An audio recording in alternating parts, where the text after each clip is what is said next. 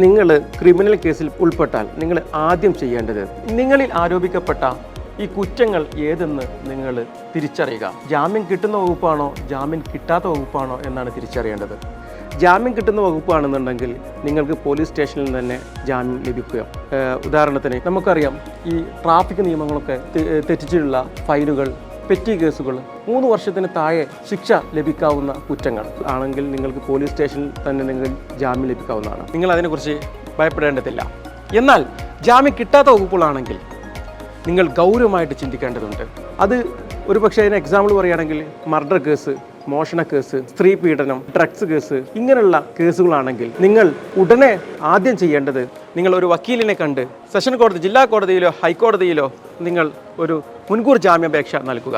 രണ്ടാമത്, നിങ്ങൾ ഈ ജാമ്യം പരിഗണിക്കുന്നത് വരെ നിങ്ങൾക്ക് കോൺഫിഡൻസ് ഇല്ലെങ്കിൽ നിങ്ങളുടെ വക്കീലുമായി ബന്ധപ്പെട്ട് നിങ്ങൾ കോടതിയിൽ നിന്ന് ഒരു നോട്ട് അറസ്റ്റ് നിങ്ങൾ നിർബന്ധമായിട്ടും വാങ്ങിച്ചിരിക്കുക.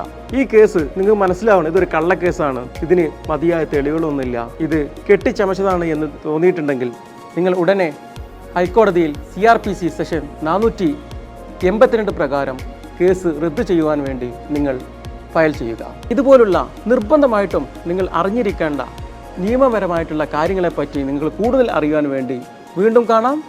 ഹാപ്പി റംസാൻ.